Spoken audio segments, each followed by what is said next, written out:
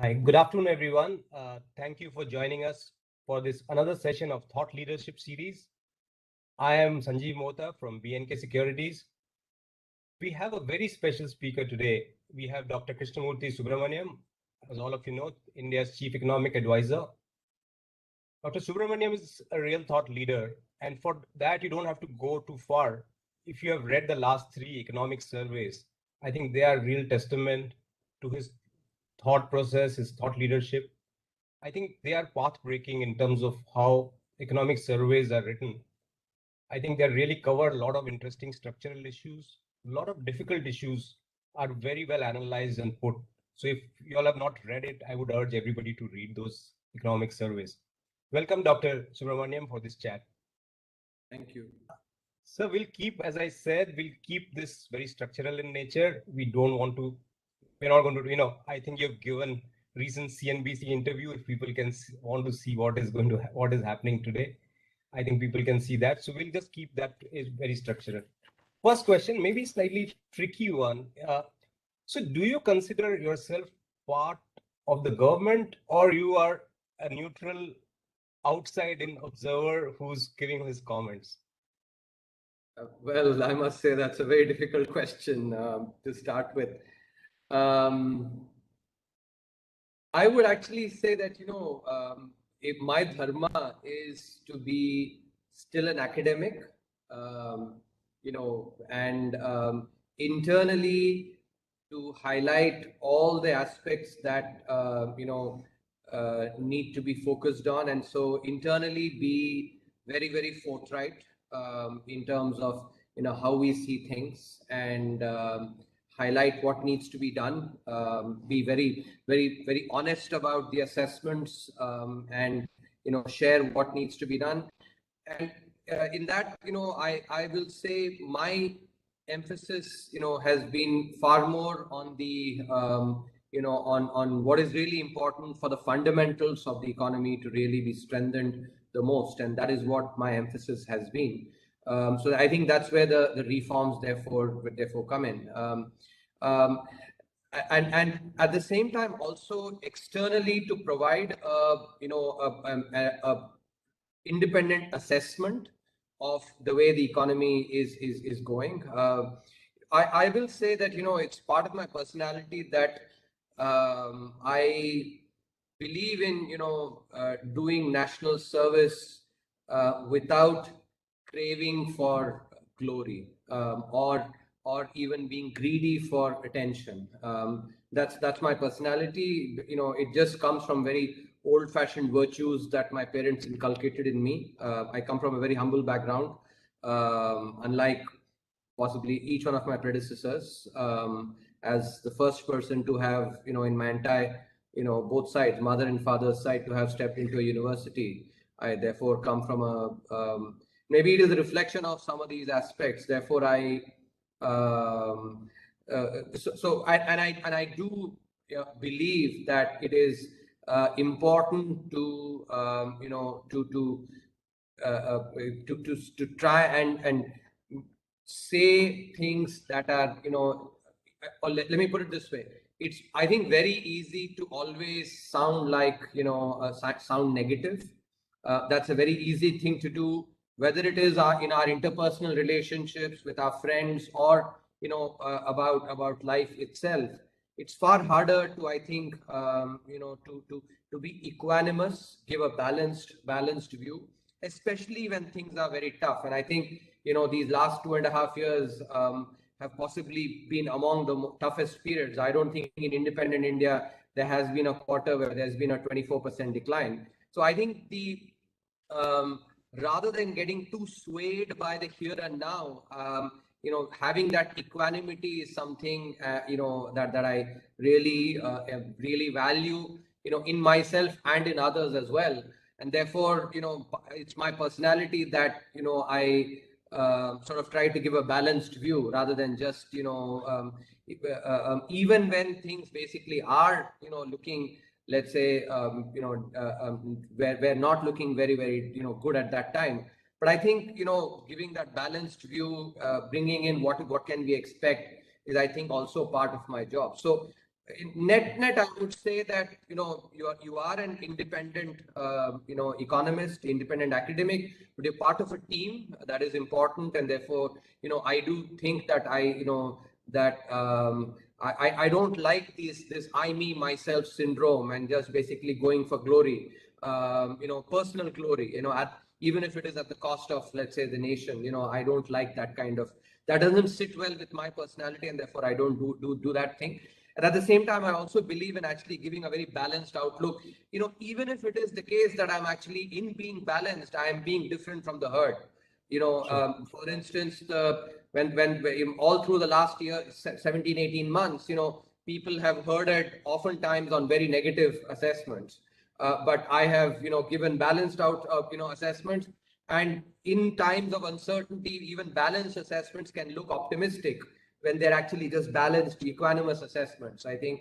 But again, that is also part of my personality, that, I've always had the courage of conviction to live who I am, not caring about, how people will judge me. I think, just doing what I think is right is basically what has been part of my personality. So I've just done that. So I think these are all aspects of basically who we are as individuals. Yeah, and that's great. Actually, just wanted to put it in context. Our rest of the, I think that's great. So one thing that I think, from what I've read of yours stuff in economic survey, and if I look at how NDA government has behaved even in 1999, 2004, or is behaving now, it seems to be much more supply side than demand side. Much more structural reforms rather than trying to demand manage the economy. And so, and how would you put that? So is you also would you agree that that's a right assessment? Okay, I think that is it is a correct assessment. Let me, sort of give you the economic thinking behind this. And I think this is shaped by the fact that I spent a decade living in the United States, studying there and then teaching there as well. And during that, possibly every day of that one decade that I lived there, I would always be thinking about, what is the difference between India versus the United States?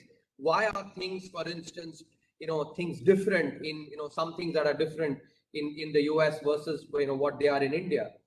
And one of the key things that I came away with, while analyzing the economies, is that the, emerging economies like ours really suffer from a lot of supply side frictions. I'll give you an example from the food economy. If you take the United States, you take milk. Where I stayed initially in the Midwest, Chicago, and then down south, Atlanta. But I've traveled across the place, and whenever I used to travel, I used to typically for my breakfast, etc., I would buy milk. And so I could therefore see prices of a gallon of milk, or a half a gallon of milk across East Coast, West Coast, Midwest, South. And what I found is, except for maybe a little bit of few cents of transportation costs, the prices were almost identical. In contrast, if you see in India, you don't see that at all. You basically, even if you move from one town to another, actually there are so much differences. So and as an economist, when I started thinking, actually in the US, the law of one price effectively prevails, adjusted for transportation costs, because markets are so well integrated there. You don't have as much supply side frictions. In contrast, in India, and I think the food economy is a brilliant example, of huge supply side frictions. Similarly, if you look at if you take the labor market as well, for instance, take the supply of labor. You have a lot of people who are basically part of the informal sector. Even if you look at firms as well, firms, a lot of firms that choose to be in the informal sector, not in the formal sector. So overall, when I sort of contrasted, and I used to keep observing features in the US versus India, contrast it, run it through my mental sieve, the conceptual understanding, of economics. And one of the things that I came away with is that actually, emerging markets like ours really suffer from a lot of supply side frictions. And that's what actually really holds us back. And for instance, and one of the important principles that we are taught in macroeconomics is basically Say's law, which is that that supply creates its own demand. And in India, I've observed that actually, if you see, you mentioned the Vajpayee regime, Yes. and that's the other thing, by the way. One of the other, and maybe it helped somehow. Crises really sort of fascinated me. The responses to crises, and so even before this crisis, I had the opportunity to really understand and study a lot, the Indian response following the Asian financial crisis vis-a-vis the global financial crisis, for instance. When you look at the Asian financial crisis, what did India do? Under Vajpayee ji, we actually, built a huge infrastructure, infrastructure pipeline, at that time, huge increase in capex, built the golden quadrilateral, and we basically did reforms, and three key sets of reforms stood out. The telecom revolution, BSNL was sold, and competition was opened up. Small scale, reservations that were there were removed, and privatization was done. For the first time, privatization, happened, and these were all supply side basically reforms. At the same time, also, the focus on capital expenditure, again supply side. And what did we have at that time? We actually, growth declined to less than 4% because of the Asian financial crisis. But because of the supply side reforms, of which construction sector activity was very important, which was driven by the capital expenditure. So when you have construction sector activity, you have jobs being created in the informal sector, and that is really important because they are the vulnerable section of the economy. Construction sector activity, because a lot of urban poor work in the construction sector. So the capex push actually enabled construction sector activity, created jobs in the informal sector, thereby put money in the hands, actually demand increase. And if you go and look at that, a few months back, I wrote a piece in the Economic Times contrasting this as well. You had, really good growth that came in at that time without inflation. Current account, there was no problem. Fiscal deficit was also not a problem. There were no direct transfers that were given, at that time. And why is this? Because again, this is sort of Econ 101. I have demand supply, right?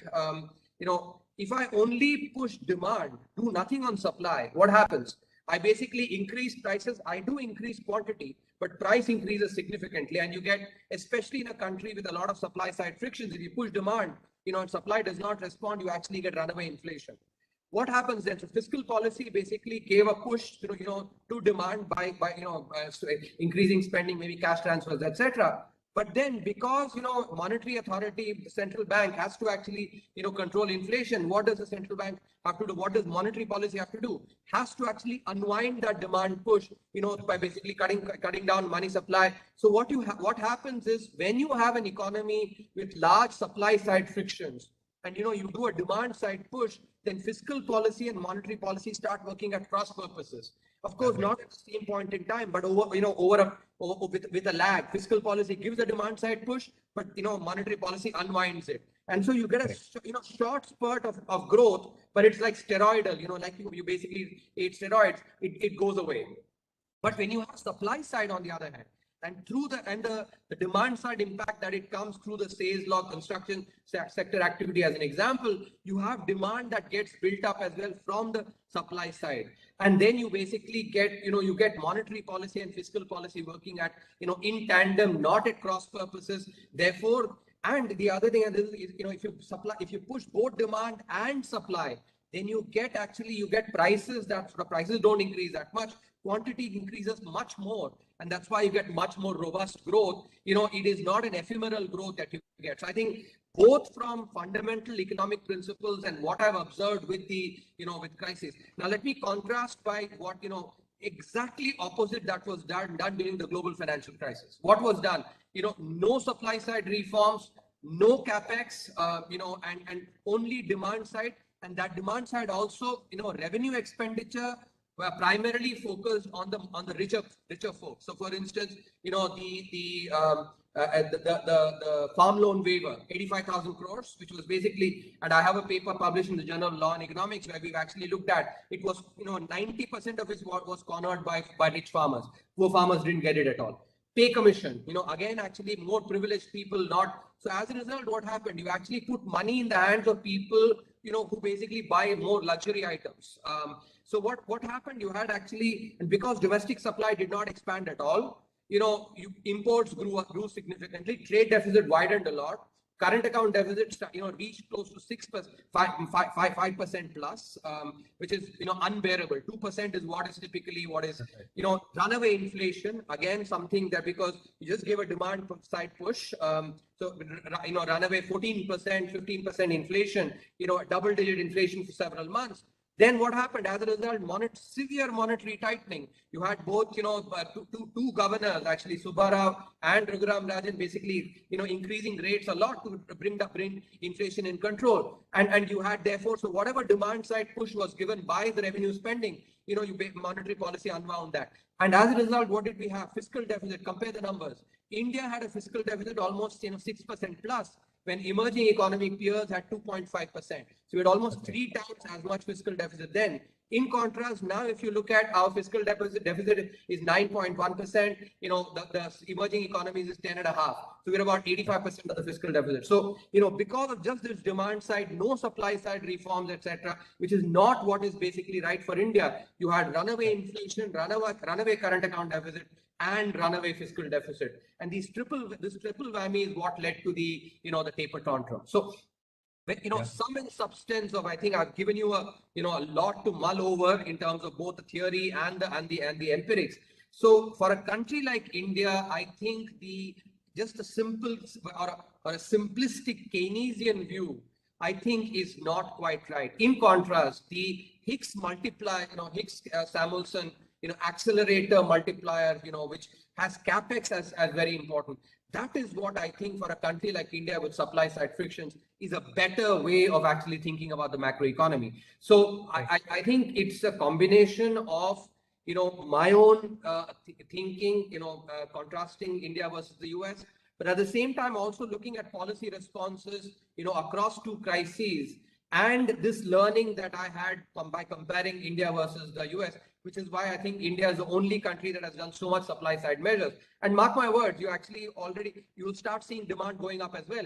Q4, for instance, you had construction sector activity growing by 15%. And, at the same time, informal sector jobs being created as well. Demand, it comes with a lag. It doesn't happen immediately, the demand side, but it does indeed happen. And you'll get growth without actually, that much inflation. And last point, just as a fact I want to, mention, right, that in contrast to the runaway inflation that you had in the, global financial crisis, now, despite lockdowns, despite night curfews, when you have lockdowns and night curfews, the supply side gets impacted significantly because, foodstuffs cannot move in the night. They actually rot, right? They waste. And, so as a result, you have actually huge supply side shocks coming in from the, from these lockdowns and the night curfew. And yet, inflation has been 6.1% on average last year compared to the double-digit inflation, which again, illustrates the impact of supply side measures. Yeah, that's great. In fact, just a couple of follow-ups on that. So on the other side, you've actually, even in your economic survey, you've talked about lower cost of capital as a very important part. And I guess a runaway fiscal would not help that at all, as you just mentioned. And Correct. So, the fact that we are trying to get into the bond index and, and also, we expect. So would you say in your framework, a stable to a slightly even appreciating rupee and low interest rate is a far better scenario than, a push, as you said, demand push coming in? So is that like part of that whole jigsaw also, what we are trying to do on the cost of capital? So, let me nuance it, right? I think that, if you, okay, let me take a step back. This chapter that we wrote in the economic survey this year, second chapter on debt sustainability, yes. I think that is very important. Oftentimes, we basically think about fiscal deficit as one number. What is important is, to distinguish between, is that fiscal deficit actually coming from capital expenditure, infrastructure spending from the government, or is it coming from revenue expenditure? I think that nuance is very important. I think just sort of a very broad brush, just saying fiscal deficit, that is not adequate. Why? Because of what I already said, but let me also add, fiscal multipliers, especially in a country like India, from capex, are much higher than that with revenue expenditure. So the bang for the buck that you get is much higher. Right. So, and what happens is that when the government borrows, let's say, an additional rupee to invest in capex, invest in let's say in infrastructure, two things happen. One, because of the multipliers, growth increases significantly. Right. And the other thing, and this is one of a very important fallacy that remains, which I really want to debunk. A lot of commentators have this fallacy in their mind, which is the crowding out argument. In fact, your question itself actually suggests to me that you had in your mind crowding out when asking that question. So I was actually more talking about the revenue expenditure rather than capex. I was going to come to the capex expenditure. So I'm in same page as you are on this one. No, but I think it is important to actually distinguish between crowding out, because when you mentioned about the cost of capital for private sector, if let's say the statement is being made that higher borrowing or higher fiscal deficit of the government actually may increase the cost of capital for the private sector, implicit in that is the crowding out argument. I think we have to recognize why, and let me sort of lay out the conceptual nuances very well.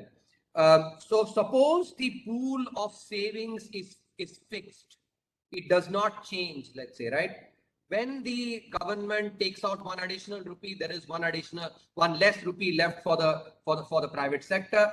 Because there's one less rupee left for the private sector, again, demand and supply of basically, of savings for the private sector is lower, interest rate goes up. This is your crowding out argument.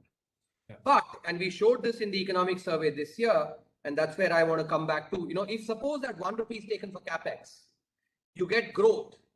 And very importantly, research over the last 10-15 years has shown that savings is pro-cyclical to growth. That savings responds to growth, especially when you have a young demography. A lot of us have this idea in mind that actually, it's savings that leads to growth. It's investment that leads to growth, and savings then responds. So when you have basically government, taking an additional rupee for investing in capex that generates growth, increases savings. So your pool of savings now is larger. So, while this year government took out 1 more rupee, but next year the pool of savings is much greater. So you have crowding in rather than crowding out. And I think we've shown a lot of evidence. There is no evidence of crowding out in the Indian context. So I think this is very important to understand. Second point that is really critical is that debt sustainability is what we all have to worry about when we talk about fiscal deficit.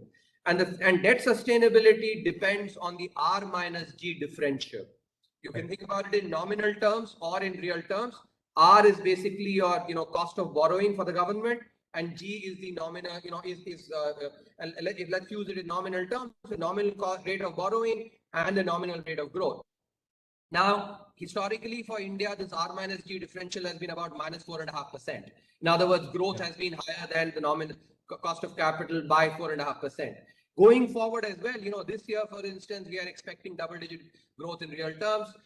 Take the deflator, nominal growth is likely to be 15-16%. Your R is 7%. So this year, about minus 8% is the R minus G differential.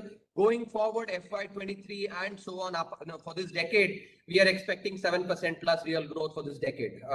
We've done the calculations. If you're interested, we can talk about it. But in the interest of time, let me not go into it.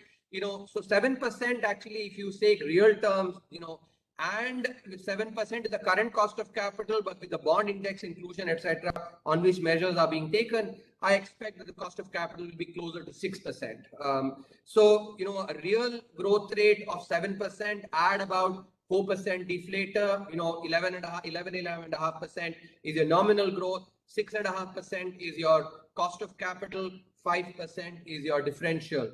That will basically bring down your debt. Debt will be sustainable. So these are the two things that is important. That is why the focus on capex driven growth, government, focusing on capex is really critical. Sure. Now I'll come to capex in a minute. Just where does rupee stand in? Is it a consequence what happens to rupee, or is there from this perspective, some, you think there is a range that one should follow, or how does that work? See, this is of course the central bank's domain, and typically I don't comment on aspects that are in the central bank's domain. But there has been a sort of not an explicit one, but an implicit consensus that what we really target is a volatility in the rupee. Right. Not as much the level, because the level, there's of course the side, the import side and the export side, and you have to sort of balance both of them. Right. But I don't, I there is no sort of level that is really targeted in terms of the other point I would say, and I think oftentimes we focus far more on the currency for exports than on competitiveness. I'll give you the example, of India versus China. If you look at China in the 1970s versus, let's say, 2020, right? Or for, maybe till 2010, when there was a peg, they had pegged the currency. So the currency did not move much at all, right? India's currency in that period depreciated by huge, right? You basically has, and yet, is it the case that our exports were actually much better than China? No. So I think, we should not be overplaying the role of the currency in the, in exports as well. Intrinsic competitiveness actually, I think, plays a very, very important role. So I think, especially for exporters, they need to actually look at this simple piece of evidence to start, telling themselves that, it's all fine for all the time actually selling the government on the currency, but, they need to work on their competitiveness as well. Sure. Fair point. So coming to infrastructure, so, there is this national monetization pipeline that has happened and looks pretty good. I've gone through both the documents and, looks very doable. Also, there, now the collection has been pretty decent over, what we are seeing from tax collection buoyancy has been pretty good. Yet haven't seen much on the greenfield side from the government on this. That talks, what is the thought process here? Because clearly private sector is still kind of waiting, it looks like, and I guess capacity utilizations are still a bit low. So private sector is going to take its time. So government probably will have to play a bigger role here. And as you said, the multiplier can be pretty big. So what's the thought here? See, the thought is exactly along the lines of what I've spoken. If you look at the budget commitment, the outlay that we've given, we've actually increased the outlay for capital expenditure by 35% this year, compared to last year. And in overall, India would be spending 2.5% of GDP, on capex this year, which is the highest ever. And as for, if you look at the data, and I've checked the data. The first quarter, despite the very, very intense second wave, as a result of which months of May and June were really impacted, you had a lot of state level restrictions, lockdowns, etc. Still, if you look at the run rate in terms of how much of capex, budgeted capex we've actually done 22.3% of the budgeted capex. That's, I mean, typically the second half of the year is far, even in a normal year, the rate is basically high. It's like, in a one-day game as well, the 40 to 50 overs actually run rates are typically higher than in the, in some of the other overs. But I think, so if you look at, despite the second wave, we still basically did 22.3% of the budgeted capex. So we are absolutely on course to do the budgeted capital expenditure. As for the revenue expenditure, and this is something which is very important, there has, compared to last year, revenue expenditure fell by about 4.5%. One of the main reasons was because of the the GST transfer to states. So right. Which is a mechanical thing, in the month on 15th of July, there was a 75,000 crore transfer that was done. So I think, when we analyze things like this, we need to be taking into account the intertemporal differences. Sure. I want to comment on this, that a lot of, analysis, I find oftentimes just, looking at one observation and trying to, infer a trend out of that. a trend requires at least 2 points, if not more, ideally many more. Yeah. So in general, I think we should be a little bit more careful in taking into account the intertemporal variation that happens. And so as for the capex, I'm absolutely confident that the budget capex will actually happen. Right. And even the national monetization pipeline that is, that says that all the money that will come in probably will also go into greenfield investment. So is that the right assumption? Yes, actually, in fact, the asset monetization, pipeline is to enable infrastructure. That is the most important. Do keep in mind that our budget, does not incorporate the proceeds from the asset monetization as revenues. Those are, basically, and that is one of the, I think the best parts of this budget, which was that we basically have underestimated revenues. Only what we are certain about, we actually have put it. So, even our tax situation, tax may actually revenue maybe will be greater than what we've projected. Asset monetization proceeds, we did not factor in, any proceeds from the privatization of the 2 public sector banks or the insurance company. Also, we haven't factored in. So if these come, those will all be cherry on the, on the cake. Sure. So you talked about privatization. One of the revenue items is privatization, and and you were actually in most of your economic survey, you actually talked a lot about that also. But somehow, at least the outside impression is much slower than what it should be. Like, for example, BPCL, Concord should have been done by now. LIC probably we should have had a date given where the markets are. Is there, why this slightly slow? Is that like more procedural, or what's the take on that? No, I think on this, the Honorable Finance Minister herself actually made provided a very clear answer that privatization actually requires a lot of not so glamorous work behind the scenes. There's a lot of dotting the I's, crossing the T's that has to happen behind the scenes, and that is the work is happening on that. And in my discussions with the DIPAM secretary, actually, I come from I come to the understanding that they should be meeting the targets that they've laid out. Do keep in mind that the LIC IPO actually will be a big contributor to that 1.75 trillion rupees. So, but a broader point I want to make, which is that because you focus this discussion on the structural matters, there is a very seminal change that has happened in India's economic thinking. That's right. And that has to do with how we view the private sector. While of course pre-91 it was all public sector, but even the 30 years after liberalization, what reforms whenever they've been done, they've been actually done by stealth. For instance, instead of using the word privatization, calling it disinvestment. Correct. That's sort of the euphemistic word. Sort of which is really walking through eggshells on things like these. Right. In contrast, what you see now is the Honorable Prime Minister, going on the floor of Parliament and saying that private sector, it brings efficiencies and we must be respecting the private sector.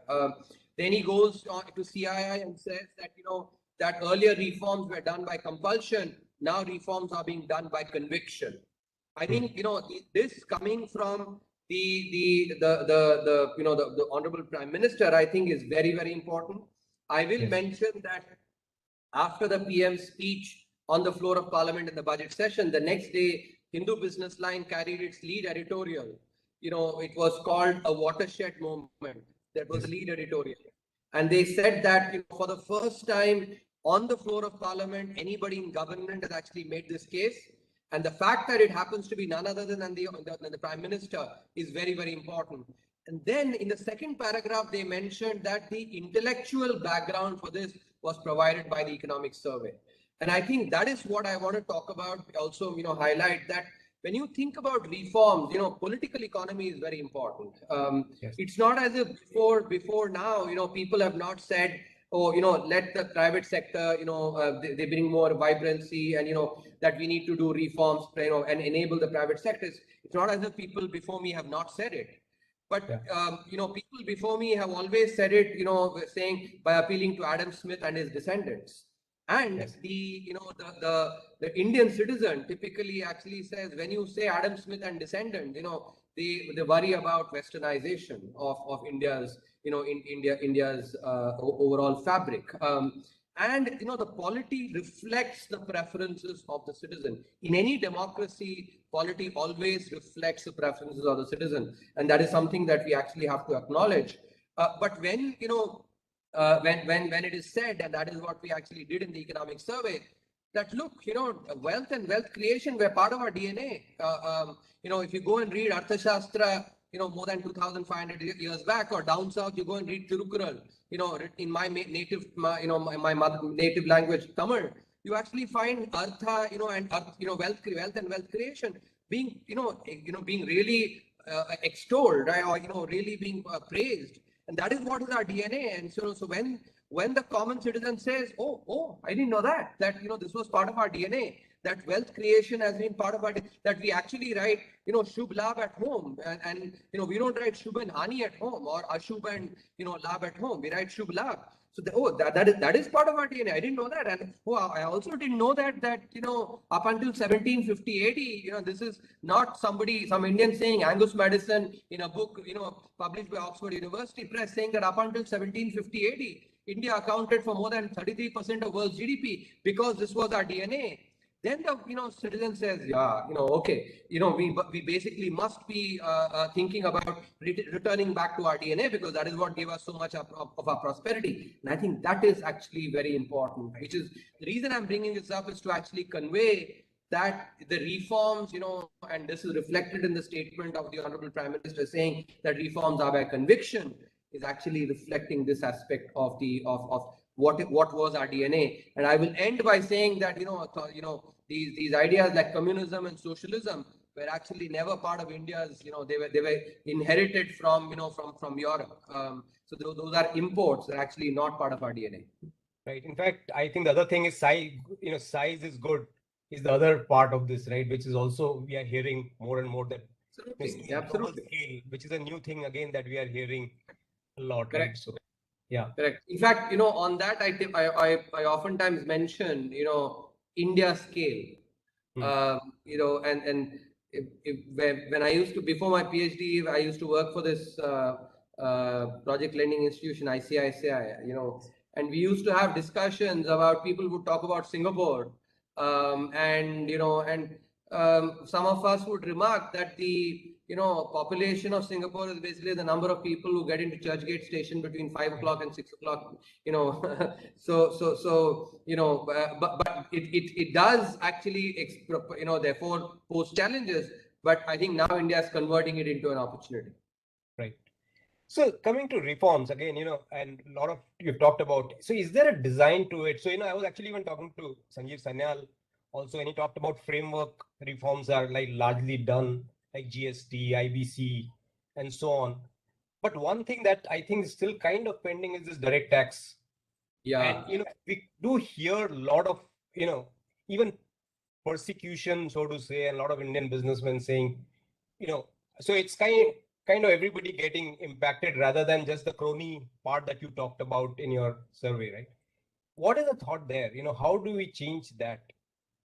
See, I think there are some measures that have been taken. This, faceless assessment is a very important, aspect. So for instance, sometimes we hear some rumblings from those that are impacted by this, and I'm talking about it on the government side, those that have been impacted by the faceless assessment, which tells us that we are on the right track, because if it is creating rumblings where it should, then it is basically saying that it is having its intended impact.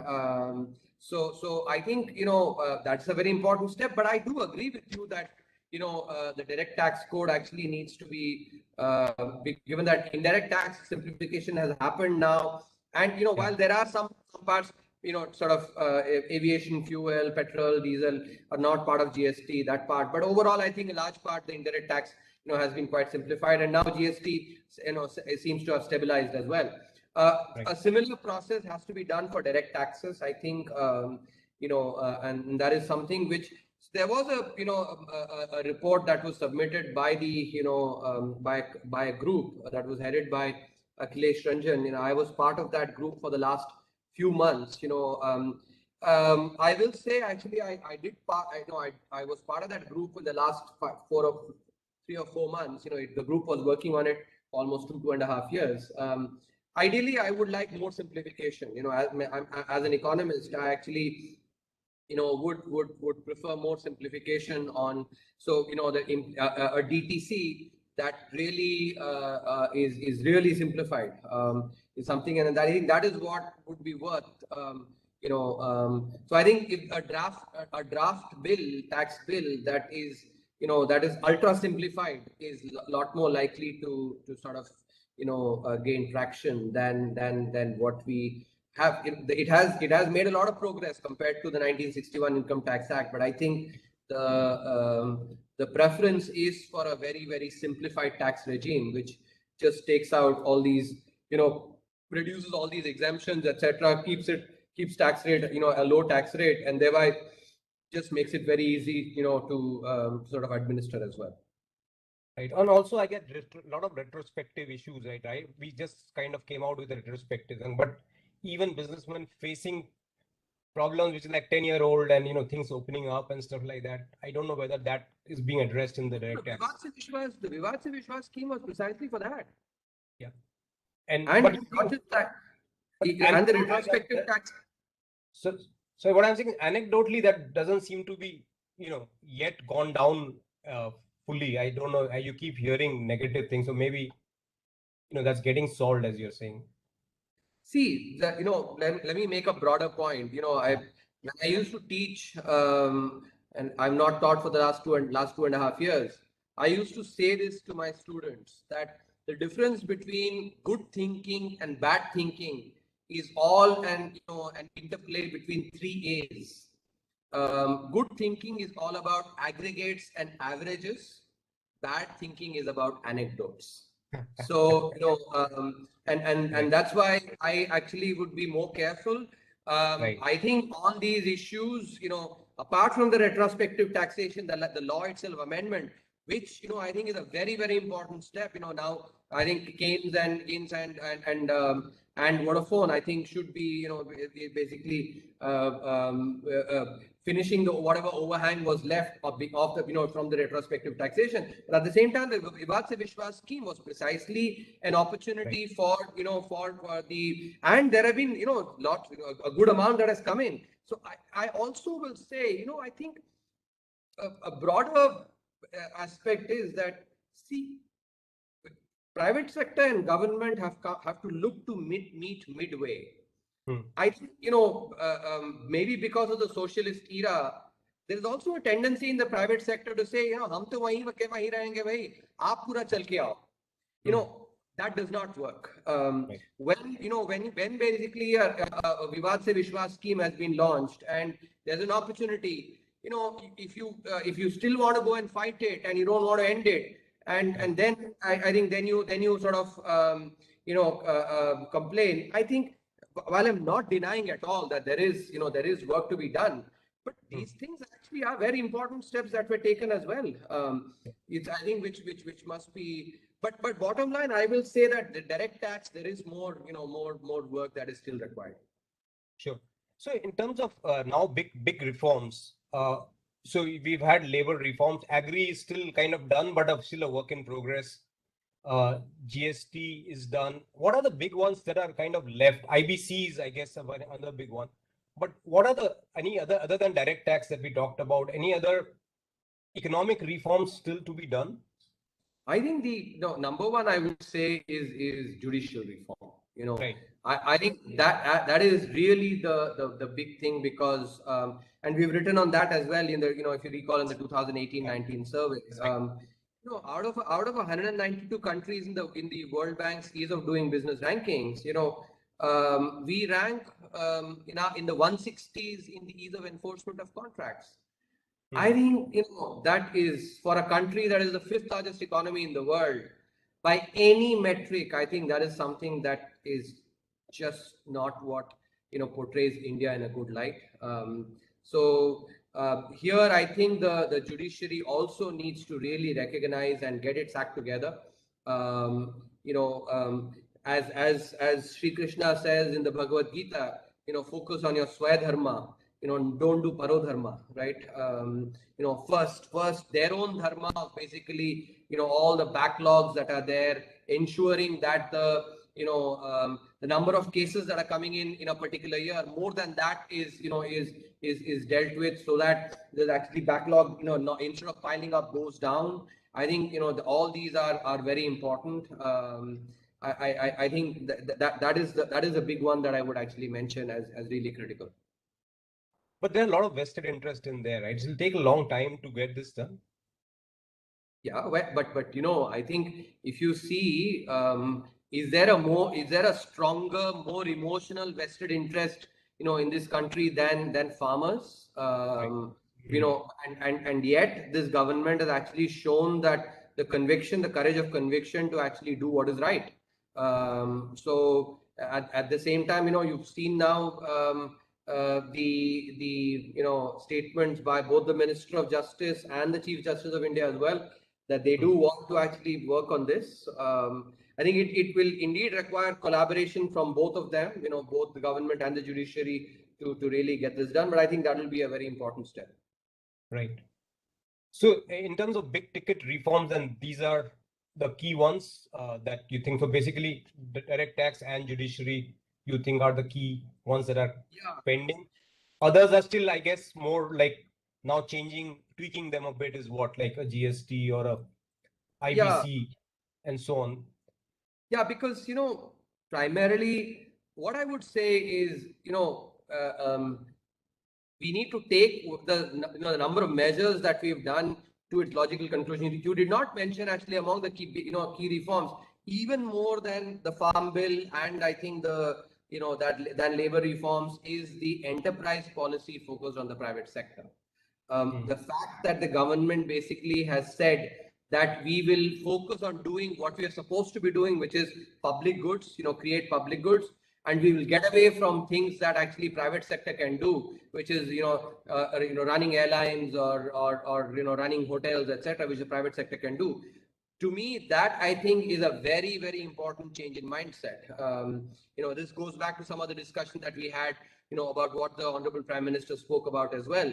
So I think that when that policy will be taken to its logical conclusion, everything will, except for a few strategic sectors, everything else will be the government will basically focus on only creating public goods and not on running businesses.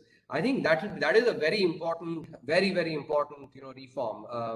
So I want to use that as an example to say that we've, in the last year and a half or so, and over a longer period as well, there's been a lot that has been done. I think taking these to the logical conclusion actually is quite important. For instance, IBC, there are still, it's a seminal piece of reform which basically I think really sort of has helped to put to rest this feudalistic mindset that used to prevail among the businesses, that they had the divine right to stay in control. I think that is now part of history, but there's work still to be done on IBC. So I think some of these, really making it optimal, bringing it to their full potential, I think is very important. I would say till that, I mean, the judicial reform, I think, and direct taxes actually can continue. These, implementation of these and taking them to the logical conclusion should be right now the priority. Right. So in terms of financial system, I think when you first came in, the NBFC crisis had just kind of happened. I was talking to a CEO of one of the largest bank in India, and he's saying today the systemic risk is actually much lower than what it was despite COVID. It's Correct. much lower than. What's your view on this, and where do you think this whole thing stands? Yeah, I'm glad you mentioned it because in these 2.5 years, as soon as I joined, the NBFC crisis happened, and then COVID crisis happened. That's right. So Yeah. I mean, I'm not complaining, but I'm saying I think in that sense, therefore, my learning has been just phenomenal because you learn. I think in a crisis, especially a once in a century crisis, you learn far more than I think in maybe 10-15 years of normal times. Right. So I think but that has been true, that actually I have sort of been in this office during a time where these two crises have been there. Overall, yes, I agree with you. In fact, I'll be honest, when we were entering COVID, I actually was genuinely worried about the financial sector, because we were actually, unlike other countries, we were entering the we were entering the crisis, in with a financial sector that was not that strong. While I actually was not, that worried about the real economy, I genuinely believe that there will be a V-shaped recovery. I think the resilience of the Indian economy has been shown through so many times. I was not worried about it, but the financial sector was something that I was genuinely worried about, at that time. I must say I'm actually pleasantly surprised by the financial sector. It's been a case of once bitten, twice shy, because the financial sector entered, having just very, sort of these recent problems being a very fresh memory. They, had not forgotten, I think, the many prudential lessons that actually were taught during this period, and they, I think, have implemented. So let me give you some of the data that I think suggests this. Right, one, for the first time in 5 years, all the public sector banks are profitable. Number one, they've recorded very good profits, not just last year, but even this quarter, Q1 as well. Second, if you look at the gross NPAs, have from about close to 5%, in March 2020. Now it is down to about 2.1%. So gross, net NPAs actually are down from about 5% to about 2%. This is about the existing assets and the existing profitability. But going forward, there will be NPAs in two areas: retail and SME. Those will be they will be there. There are guarantees that the government has given, so which is actually something that is good for the banking sector. But there will still be some hit for the for the banking sector. Here's where I think the rest of the features become very important. If you look at the provisioning that's been done, especially public sector banks, if you look at them, 88% is the level of provision coverage, the provision coverage ratio on average for the public sector banks. In other words, every rupee of expected loss that is going to come from the SME and the retail portfolios, which some of which will actually be taken care of by the credit guarantees by the government. What is left of that 88 paisa has already been taken care of. So in other words, firstly, the first loss will be taken care of by the credit guarantee. Whatever is left after that, of that 88% is already taken care of through the provision coverage. So the first line of defense is the credit guarantee of the government. Second line of defense is the provision coverage ratio. The third line of defense, which is for unexpected losses, which is your equity capital, even that has been beefed up. Now, the CRAR of 14.4%, for the banking sector as a whole, 14.4% for the public sector banks, is something that, I'm just saying this from memory. Actually, you should check it. I think it may be for the banking sector as a whole, 14.4%, but public sector banks also are way above the regulatory norm, regulatory capital norm. So not only is the bad assets down, and banks have become profitable, the first, second, and third lines of defense for potential bad loans that will come, in SME and retail have already been built. So I think, that way the financial sector has come up.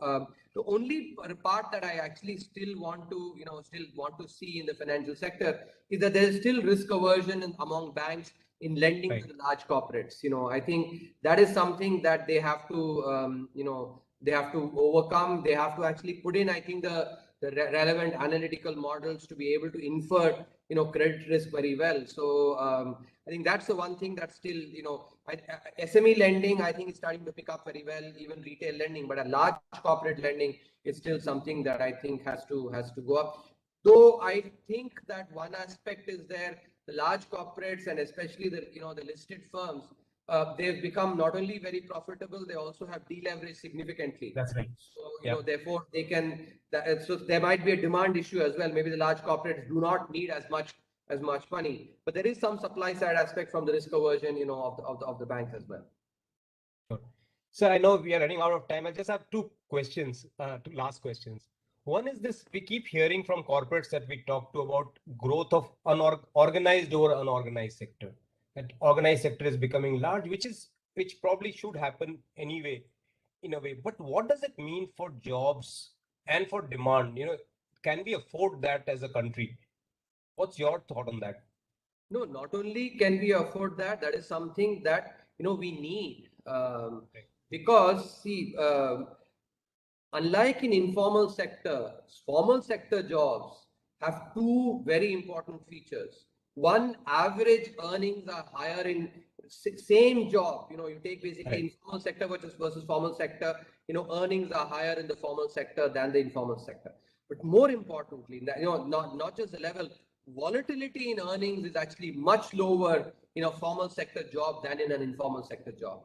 And and I think as economists, we know very well that that consumption choices are driven not only by level of earnings but also the volatility of earnings. So in that sense, therefore, organized sector jobs are very important.